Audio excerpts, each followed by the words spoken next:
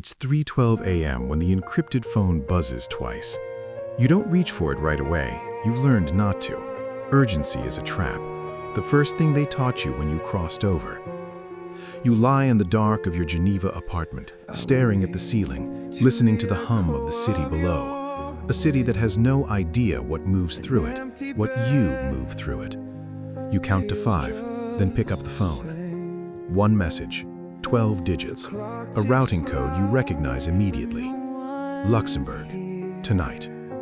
You're out of bed before the thought fully forms. The apartment is clean, it's always clean. Not because you're neat by nature, but because nothing in this space can exist that shouldn't exist. No photos, no mail with your name on it, no receipts older than 48 hours.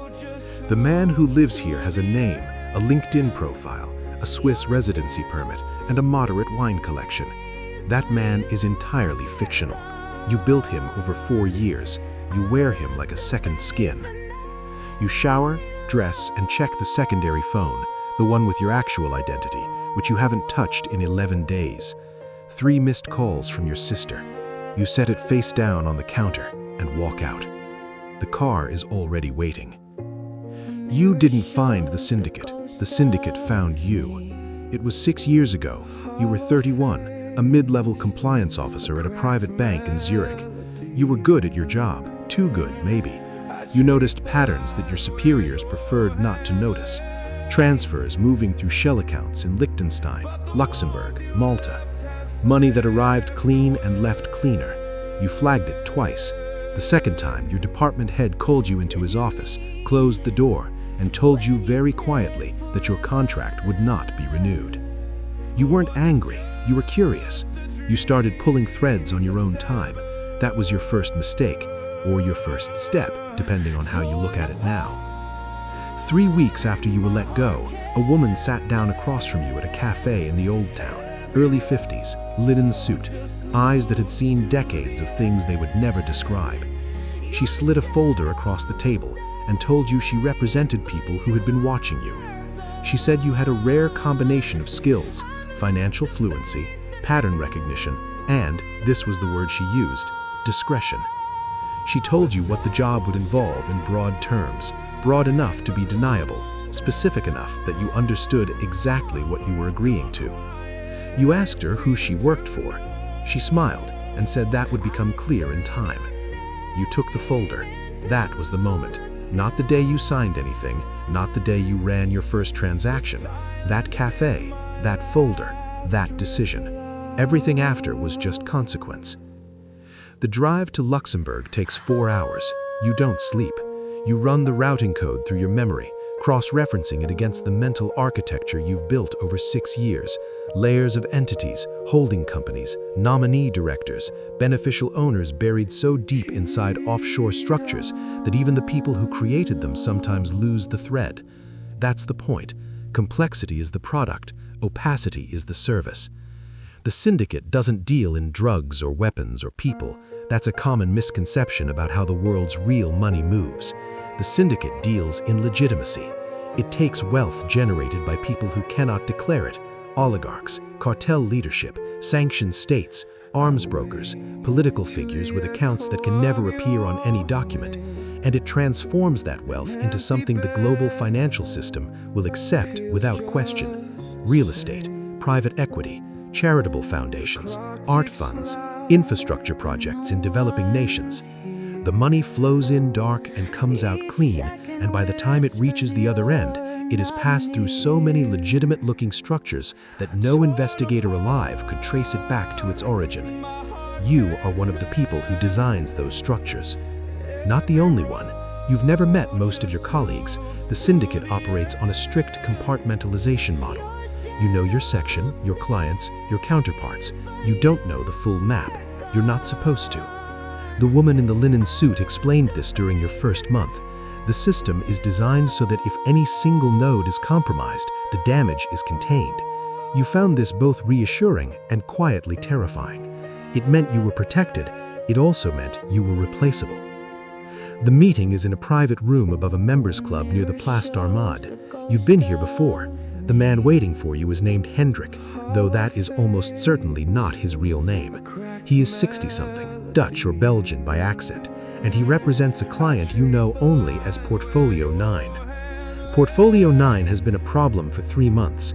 A Belgian investigative journalist, young, sharp, apparently funded by someone with deep resources, has been publishing a series of articles about opaque capital flows through Luxembourg holding structures.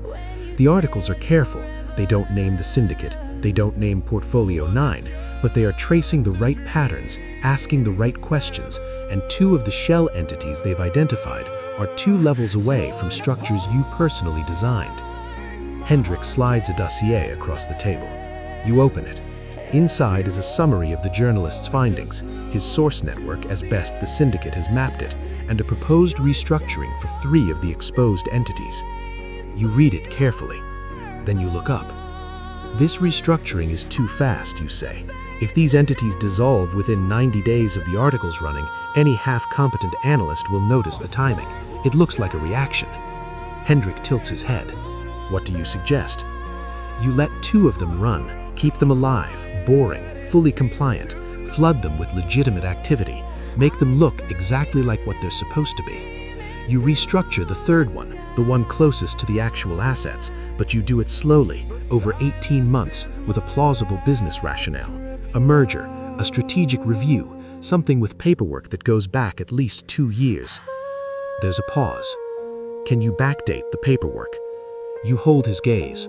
I can create a documentation trail that reflects a process that should have been documented at the time, but wasn't. That's different. It isn't different, but that's the language you've learned to use. Hendrik nods. Portfolio 9 will want a timeline by Friday. You close the dossier. Portfolio 9 will have it by Thursday. You drive back to Geneva in the early morning light, the motorway nearly empty, the Alps pale and enormous on your left. You think about the journalist. You've read his articles. They're good. He writes with the kind of clarity that comes from actually understanding what he's describing, which is rare. Most financial journalists are working from sources who give them fragments. This one seems to have a source who gave him architecture. You wonder, not for the first time, if there's a leak somewhere in your section. You don't report this thought to anyone, not yet. In this world, the moment you raise a concern about security, you become a subject of scrutiny yourself. You've watched it happen to others. Someone raises a flag, and suddenly everyone is asking why they raised it, what they know, what they might have said to whom. The system protects itself by making everyone in it afraid to speak. So you file the thought away. You watch. You note. This is the part they don't tell you about when they recruit you. The financial architecture, that part you understood going in.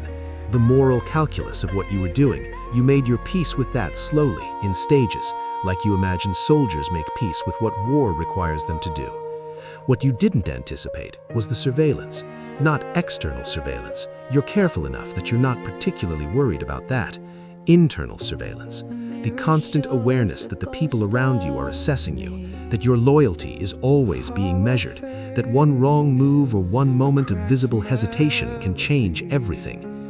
You have become a node in a system that was designed without trust.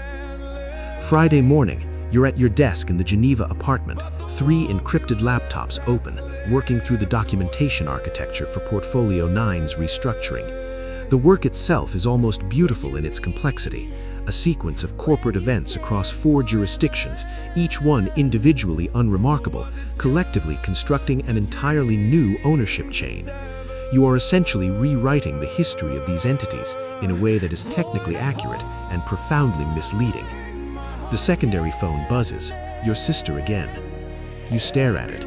She's the only person from your real life who still exists in any meaningful sense. Your parents are gone. You have no close friends. You shed them gradually over the years, not cruelly, just through the slow withdrawal that this kind of work demands. Your sister thinks you work in private wealth management. She thinks you live well because you're smart and because you chose a lucrative field. She sends you photos of her kids sometimes. Her daughter just started secondary school. You pick up the phone. You set it back down. There is a version of your life, you think about this sometimes, in the 3 a.m. hours when the encrypted messages come, where you made a different decision in that cafe 6 years ago, where you handed the folder back, where you maybe went to the authorities with what you'd noticed at the bank, took the risk, dealt with the consequences. You would probably have a smaller life, a harder one maybe. You might have something that felt like yourself in it. You finish the documentation by noon. You send it through the secure channel. You close the laptops. The call comes on a Tuesday, 6 weeks later. It's not Hendrik, it's someone above Hendrik, a voice you've heard only twice before, a man who operates at a level of the syndicate you have a partial map of. He speaks in careful, neutral language. He tells you that the journalist published a new article that morning, that this article contains information that could only have come from within a specific layer of the structure, that an internal review has begun. He tells you that you are not a subject of the review. He tells you this in a tone that makes absolutely clear that you should understand yourself to be a subject of the review. You thank him for the call. You hang up. You sit very still for approximately